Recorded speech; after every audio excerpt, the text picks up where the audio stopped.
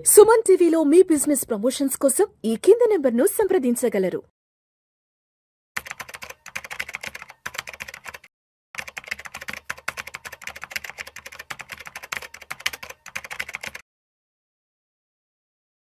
Sir Giribabu గారు నమస్తే sir. నమస్తే అండి. గిరిబాబు గారు, ఒక $1 మిలియన్ క్వశ్చన్ అడుగుతాను. సొంత ఇల్లు కొనుక్కోవడం మంచిదా, లేదంటే రెంట్ ఇంట్లో ఉండడం మంచిదా? దీని గురించి కొంచెం సరళంగా సింప్లిఫై చేసి ప్రేక్షకులకు అర్థమయ్యేలా చెప్పగలరు. యాక్చువల్గా ఈ క్వశ్చన్ నిజంగానే $1 మిలియన్ క్వశ్చన్ ఇది.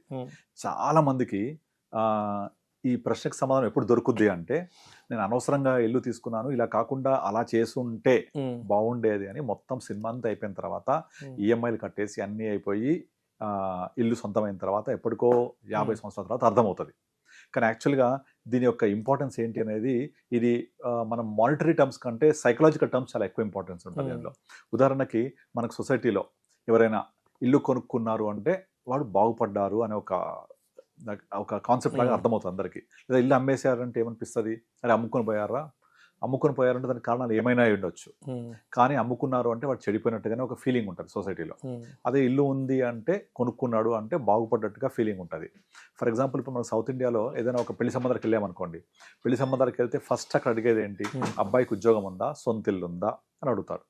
కనుక ఒక అబ్బాయికి ఒక మంచి జాబ్ కనుక వచ్చి స్టార్టింగ్ 30 years లోపలనే ఒక 1.5-2 lakhs కనుక శాలరీ వచ్చేటట్టుంటే, ఫస్ట్ పేరెంట్స్ చేసేది ఏంటంటే ఒక ఇల్లు తెప్పించేస్తారు అబ్బాయితోటి.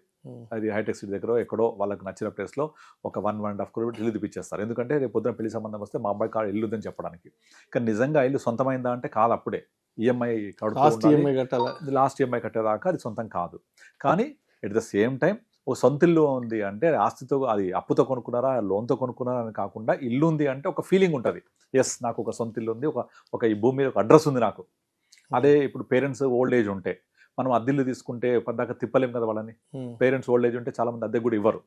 ఇలాంటి ప్రాబ్లమ్స్ ఉంటాయి. కనుక సొంత ఇల్లు అంటే అది మనది, మన అడ్రస్ అనే ఒక ఫీలింగే కాకుండా, నాకు ఒక స్థిర నివాసం ఉంది, నేను ఇక్కడ పలానా ఏరియాలో ఉంటా, ఇది నాది. ఇప్పుడు మీరు ఏ ఊరు అంటే నెల్లూరు అని చెప్తారు మీరు. అంటే నెల్లూరు అంటే మీరు కొనుక్కోలేదు నెల్లూరు, మీరు స్థిర నివాసం కాబట్టి అంతే. ఎవరికైనా అంతే. వాళ్ళ కొత్తగూడెం అని చెప్తాను నేను, ఎందుకంటే మా స్థిర నివాసం అక్కడ ఉంది కాబట్టి.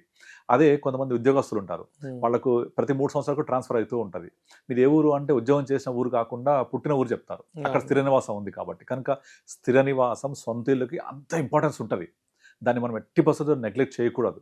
బట్ ఇప్పుడున్న మారిన నయా ఆర్థిక వ్యవస్థలో, ఇప్పుడున్న పరిస్థితుల్లో, కన్జంప్షన్ ఇంక్రీజ్ అవుతున్న పరిస్థితుల్లో జనాలందరికీ ఒక క్వశ్చన్ మొదలవుతుంది, నేను సొంత ఇల్లు కొనుక్కోవాలా, లేదా ఇన్వెస్ట్మెంట్ చేసుకొని అద్దెంట్లో ఉంటూ నేను ఆర్థిక స్వేచ్ఛాజీవిగా జీవించాలా? ఇది బిగ్ క్వశ్చన్. అయితే ఈ క్వశ్చన్ ఎవరికి వాళ్లకు అన్వయించుకొని చూసుకోవాల్సిందే తప్ప, ఇది బెటరు అని ఎవరికి చెప్పలేము. అది ఎందుకంటే కొంతమందికి సొంత ఇల్లు ఉంటేనే వాళ్ళకు ఒక సోషల్ స్టేటస్ ఉంటుంది కాబట్టి ఇదే బెటరు, నా ఇంట్లో నాకు నచ్చినట్టుగా నేను ఉండొచ్చు, ఎక్కడ మేకులు కొట్టుకునే వాడు అడగరు, నన్ను ఎట్లా వాటర్ వాడుకునే వారు అడగరు, నా బంధువులు వచ్చిన వారు అడగరు. అదేంట్లో ఉంటే చాలా లిమిటేషన్స్ ఉంటాయి. పలానా ఎక్కువ మంది వస్తున్నారు అంటే వాళ్ళు వాటర్ ప్రాబ్లం అని వద్దనవచ్చు, ఏది మన ఓనర్స్. లేదా అందరికి డిస్టర్బెన్స్ అవుతుంది, ఊరికే మీరు తిరుగుతున్నారు, ఊరికే మీరు నైట్ ఎప్పుడు వస్తున్నారు, గేట్లు ఓపెన్ చేసి పెడుతున్నారచ్చు, రకరకాల క్వశ్చన్లు ఉంటాయి. సో అవన్నీ ప్రాబ్లమ్సే కదా. ఇవి లేకుండా నా ఇంట్లో నేను స్వేచ్ఛగా ఉండడం ఎంత మంచి భావన. కనుక ఆ స్వేచ్ఛగా ఉండడం అనేది, నా ఇంట్లో నేను నా ప్రదేశంలో నా నచ్చిన చోట ఉంటాను అనేది ఒక ఇంపార్టెంట్ థింగ్. కనుక దీనికి మానిటరీ టర్మ్స్లో మనం యాక్చువల్గా క్యాల్కులేట్ చేయకూడదు. Monetary terms is different. కానీ నిజంగా మీరు అడిగిన ప్రశ్నకి సుత్తి లేకుండా సూటిగా సమాధానం చెప్పమంటే, సో మీకు నార్మల్గా మీ ఆన్సర్స్ నుంచి ఏదైనా ఇల్లు ఉంది అనుకోండి, ఒకవేళ అది ఉంచుకోండి ఆ ఇల్లు. అది అలా కాకుండా మీరే కనుక ఒక ఇల్లు కొనుక్కొని నేను ఇలా స్థిర నివాసం ఏర్పరచుకోవాలి అంటే, మీ యొక్క ఐడియాలజీ ఏంటి, మీ థాట్ ప్రాసెస్ ఏంటి, ఈ ఇంటి యొక్క ఇంపార్టెన్స్ ఏంటి, మీరు ఇక్కడ ఉంటారా ఎప్పటికీ, మీకు ట్రాన్స్ఫర్ అవుద్దా, ఇవన్నీ మనం లెక్కేసుకోవాలి. అయితే లెక్కేసుకొని మనం డెసిషన్ తీసుకోవాలి. అవన్నీ కాదు, నాకు ఓన్లీ ఫైనాన్షియల్ క్యాల్కులేషన్స్ పరంగా చెప్పండి అంటే, డెఫినెట్లీ సొంత ఇల్లు కంటే అద్దె ఇంట్లో ఉండి ఆ కట్టే ఈఎంఐని ఇన్వెస్ట్ చేసుకుంటూ వచ్చే రిటర్న్స్ చాలా చాలా చాలా ఎక్కువ ఉంటాయి. ఎగ్జాంపుల్, ఇప్పుడు మీరు హైదరాబాద్లో 1 crore లేకుండా ఏ ఇల్లు లేదు. 1 crore మీరు డౌన్ పేమెంట్ మినిమం ఒక 20% పే చేయాలా, 20 lakhs ఉంటుంది. ఒక 1 crore పెట్టి ఇల్లు కొనుక్కుంటే దానికి రిజిస్ట్రేషన్, ఇంటీరియర్స్ అన్ని చూసుకుంటే మన చేతికి వచ్చేప్పటికి ఒక గృహప్రవేశం అయిపోయిన తర్వాత 1,15-1,20 లక్షలు అవుతుంది. అందులో 20 లక్షలు మనం సొంతగా పెట్టుకుంటే ₹1,00,000 లోన్ ఉంటుంది. ₹1,00,000 లోన్కి మీరు 20 years టెన్యూర్ పెట్టుకుంటే హీన పక్షంలో ఒక 80-90 వేల నుంచి ₹1,00,000 ఉంటుంది. ఆ ₹1,00,000 బదులు మనము ఒక 20-25 వేలు కిరాయి, సరిపడేలాగా 20,000 30,000 అంటే 30%. రిమైనింగ్ 70% మీరు ఎస్ఐపి చేయండి. సేమ్ 20 years చేయండి. మీరు 20 years తర్వాత మీరు మంత్కి 70,000 పే చేస్తే సంవత్సరానికి ఎంత పే చేస్తారు? ఆల్మోస్ట్ 8.4 lakh పే చేస్తారు. ఆ 20 years కలిపి ఆల్మోస్ట్ 1.7 crores దగ్గర పే చేస్తారు. 1,68 lakhs. ఈ 1,68 lakhs 20 years తర్వాత తక్కువ హీనపక్షంలో ఒక 7-8 కోట్లు అవుతుంది. నేను చాలా తక్కువ 10-12% చెప్తున్నాను. మనమే 1.68 crores పే చేస్తున్నాము. ఒక 5 times వేసుకోండి, 8 crores అయిపోయిందా? ఇంకా తక్కువ వేసుకున్న 7-8 crores మినిమం అవుతుంది కదా. కానీ మనం ₹1 కోటి పెట్టి కొన్న ఇల్లు సేమ్ 20 years తర్వాత 2 కోట్లు కూడా కాదు కదా. కాకపోతే మనకు అద్దెకు వచ్చినాము, అద్దెకున్నాము, అద్దె ఇంట్లో ఉంటున్న మనకు ఫీలింగ్ పక్కన పెడితే మీరు ఆ ₹30,000 మీకున్న ₹1,00,000 ఈఎంఐ బడ్జెట్లో 20 yearsలో 30,000 రెంట్ కట్టేసి 70,000 ఎస్ఐపి చేస్తే మీకు 20 years తర్వాత అదే డిసిప్లిన్గా ఎలాగైతే ఈఎంఐ కడతామో అలా కంటిన్యూ చేస్తే హీనపక్షంలో ఒక 7-8 కోట్లు ఉంటుంది. అది ఆ 7-8 కోట్లు ఉంటే నిజంగా మీకు ఇల్లు కావాలనుకుంటే ఆ టైంలో ఈ ₹1 కోటి ఇల్లు ఒక 3 కోట్లైనా ఒక 3 కోట్ల పెట్టి ఇల్లు కొనుక్కొని ఒక 5 కోట్లతోటి హ్యాపీగా ఎస్డబ్ల్యూపీ పెట్టుకొని నెలకు ఒక 3 లక్షలు 2 లక్షలు లైఫ్ లాంగ్ బతకొచ్చు. అలా కాకుండా మీరు 20 years పాటు మీరు ₹1,00,000 ఈఎంఐ కడుతూ పోతే మీకు 20 years తర్వాత ఇల్లు మాత్రమే సొంతం అవుతుంది. ఈ అసెట్ బిల్డప్ కాదు. ఇప్పుడు ఏమైంది, ఒక 8 crores వచ్చింది కదా, ఓ 3 crores అయినా పర్వాలేదు తీసేసి ఒక ఇల్లు తీసేసుకొని రిమైనింగ్ 5 crores మ్యూచువల్ ఫండ్స్లో అలాగే కంటిన్యూ చేస్తూ సిస్టమాటిక్ విత్డ్రావల్ ప్లాన్లు తీసుకుంటూ వెళ్తే హీనపక్షంలో 7% వేసుకున్నా మీకు 2.75-3 lakhs వచ్చేస్తుంది. బట్ రిటైర్మెంట్ ప్లానింగ్ అవుతుంది. మీకు 20 years తర్వాత సొంత ఇల్లు కూడా వస్తుంది. కాదు నాకు అప్పుడు వస్తే కాదు, ఈ ముందు నుంచే కావాలి అంటే మాత్రం ఇది రాదు, రిటైర్మెంట్ ప్లానింగ్ జరగదు. కనుక మీకు నిజంగా మానిటరీ టర్మ్స్లో క్యాలిక్యులేట్ చేయండి. This is the best one. మీకు అదే ₹1,00,000 బడ్జెట్ మారట్లేదు, ఈఎంఐ కట్టే బదులు స్ప్లిట్ చేసి కట్టమని చెప్తాను నేను. అలా స్ప్లిట్ చేసి కట్టడం వల్ల ఏమవుతుంది, 30,000 రెంట్. పోనీ రెంట్ అంతే ఉండదు కదా, పెరుగుద్ది కదా, పెరగచ్చు. కావాలంటే మీకు ఇన్కమ్ పెరుగుతుంది, కొంచెం 30-40 వరకు వెళ్ళండి. ఎస్ఐపిని 70-60 చేయండి. అలా తీసుకున్నా కూడా మీకు 6 నుంచి 7 కోట్లు ఎక్కడికి పోదు. ఇవన్నీ 12% క్యాలిక్యులేషన్ చెప్తున్నాను. ఇంకా బెటర్ అడ్వైజర్ ద్వారా వెళ్ళి మొత్తం 15%, 16% రిటర్న్ జనరేట్ చేయగలిగితే you can make more than 8-10 crores also. ఎందుకంటే ₹15,000 15 సంవత్సరాలకి ₹1 కోటి. నాకు తెలుసు ఆ విషయం. అది 20 సంవత్సరాలు ఉంటే 2 కోట్లు అవుతుంది. జస్ట్ 15,000. మనము 20 yearsకి 2 కోట్లు అవుతుంది కదా. 30,000 అయితే 4 కోట్లు అవుతుంది. 45,000 అయితే 6 కోట్లు అవుతుంది. 60,000 అయితే 8 కోట్లు అవుతుంది. 8 కోట్లు జస్ట్ 60,000 ప్రకారం చెప్తున్నాను. బట్ 70,000 ప్రకారం చూసుకుంటే 9.5-10 కోట్లు అవుతుంది ఈజీగా. ఇంకా నేను 6-7 crores చెప్తున్నాను. ఇంకా తక్కువ 12%, 11%, 10%తోనే క్యాలిక్యులేట్ చేస్తున్నాను.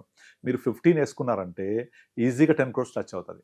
ఇమాజిన్ మీ దగ్గర 20 years తర్వాత ఒక ఈఎంఐ కట్టిన ఇల్లు కంటే 10 crores చేతిలో ఉంది. 20 years మాత్రమే ఇల్లు మీ దగ్గర లేదు, అంతే కదా. ఆ 20 years తర్వాత ఆ 10 crores 8 crores నుంచి ఒక 3 కోట్లు పెట్టి ఇల్లు కొనుక్కోండి. ఆ 5 crores మీకు లైఫ్ ప్లానింగ్ చేసుకోండి, రిటైర్మెంట్ ప్లానింగ్ లాగా బెటర్గా ఉంది కదా. సో అట్లా మనం కనుక మానిటరీ టర్మ్స్ చూసుకుంటే డెఫినెట్లీ ఈఎంఐతో కొనే ఇల్లు కంటే మనము నార్మల్గా ఒక ఎస్ఐపి చేసుకొని అదే ఈఎంఐ కడుతున్నట్టుగా 20 years తర్వాత ఆ మనీని డివైడ్ చేసుకోవచ్చు. అప్పుడు కూడా సొంత ఇల్లు వస్తుంది మనకు. బట్ ఈ 20 years పాటు అద్దెంట్లో ఉండాల్సి వస్తుంది. పర్వాలేదు, మనం ఎక్కడ సెటిల్ అయితే అర్థమైందిగా మనకు 50 years తర్వాత అర్థమైనప్పుడు అక్కడే నచ్చిన చోట కొనుక్కోవచ్చు. అండ్ ఇంకొకటి, చాలా మందికి నేను ఆల్రెడీ కొనేసాను ఇప్పుడు ఎట్లా అని ఫీలింగ్ ఉంటుంది. వాళ్ళు ఏం చేయొచ్చు అంటే వాళ్ళ దగ్గర 20 years పాటు కట్టాలి ఈఎంఐ అనేది ఫీలింగ్ ఎంత ఇబ్బంది పెడతారంటే 20 years నేను కట్టాలా ఇది. అప్పుడు ఏం చేస్తారు వాళ్ళు, 20 years కట్టకుండా నెక్స్ట్ 8-10 yearsలో క్లియర్ చేయాలని ఇక 10 years పాటు వేరే ఎటువంటి ఖర్చులు ఉండదు. భార్యతోటి ఎటైనా పోవడము, వెకేషన్స్ అలాంటిది ఏం లేకుండా కేవలం ఈఎంఐ క్లియర్ చేయాలి కాబట్టి ఉన్న ఏ కొద్ది డబ్బులున్నా దానికి లోన్ కడుతూ పోతారు, తొందరగా క్లియర్ అవుతుంది ఉద్దేశంతో. సో 10 ఏళ్ళది 9 సంవత్సరాలు క్లియర్ అయిపోతుంది, 9-10. అలా కాకుండా ఆ ఎక్స్ట్రా అమౌంట్ని ఇన్వెస్ట్ చేయండి. లేదా ఈఎంఐని పెంచకుండా, చాలా పెంచుతూ ఉంటారు, అలా పెంచకుండా ఆ సేమ్ ఈఎంఐ కంటిన్యూ చేస్తూ మీకు అఫోర్డబిలిటీ పెరిగితే ఎస్ఐపి చేయండి. చేస్తే మీకు సేమ్ 20 yearsలో మీ ఫ్లాట్కి కడితే అయిపోయే డబ్బుల కంటే కట్టకుండా ఇన్వెస్ట్ చేసే డబ్బులు చాలా రెట్లు పెరుగుతాయి. సో ఇల్లు సొంతం అయింది కదా, ఈఎంఐ కట్టేసాం కదా, రిమైనింగ్ మీకు ఫైనాన్షియల్ ప్లానింగ్లో ఒక రిటైర్మెంట్ ప్లానింగ్ కూడా అయిపోతుంది. ఆఫ్టర్ 20 years డబ్బులు మిగులుతాయి. అదే ఈఎంఐకి ఎక్స్ట్రా కట్టి లోన్ ఎక్స్ట్రా కడితే 10 years తర్వాత 0 ఈఎంఐ అవుతుంది. అప్పటి నుంచి మీకు టైం తగ్గిపోదా కాంపౌండింగ్ అవ్వడానికి? ముందు నుంచి పోతే 18 years, 15 years, 20 years పీరియడ్లో కాంపౌండింగ్ చాలా ఎక్కువ అవుతుంది. బికాస్ కాంపౌండింగ్ అనేది లాంగర్ ద టెన్యూర్లో సూపర్ డూపర్ రిటర్న్స్ ఇస్తుంది. సో ఇల్లు తీసుకున్న వాళ్ళు కూడా ఎక్స్ట్రా కట్టకుండా ఇలా చేయొచ్చు, తీసుకోకపోతే ముందు నుంచి ప్లాన్ చేసుకోవచ్చు. సో ఇప్పుడు మీ క్వశ్చన్కి, $1 million క్వశ్చన్కి ఆన్సర్ దొరికిందా? మానిటరీ టర్మ్స్ మాత్రమే ఇవన్నీ. Psychological terms are completely different. సైకలాజికల్గా తీసుకుంటే ఇల్లు లేకపోతే, సొంత ఇల్లు లేకపోతే సొసైటీలో ఒక చిన్న చూపు చూస్తాం, చిన్న చూపు చూస్తే దానికి మనం ఆన్సర్ లేదు మన దగ్గర. సో అది ఉంచుకోవాలి అనుకుంటే మీరు ప్లానింగ్ చేసుకుంటూ వెళ్ళాలి. రైట్. సో మనము దాంతోపాటుగా ఇలా ప్లాన్ చేసుకుంటే, ఈ ఎస్ఐపి చేసుకుంటూ 2 ప్లాన్ చేసుకోవచ్చు. ఆల్రెడీ తీసుకున్న వాళ్ళేమో ఈఎంఐ ఎక్స్ట్రా కట్టొద్దు, లోన్ ఎక్స్ట్రా క్లియర్ చేయొద్దు, ఇన్వెస్ట్ దట్. అప్పుడు లాంగ్ టర్మ్లో సూపర్ వెల్త్ క్రియేట్ అవుతుంది. Right. Thank you sir. Thank you అండి.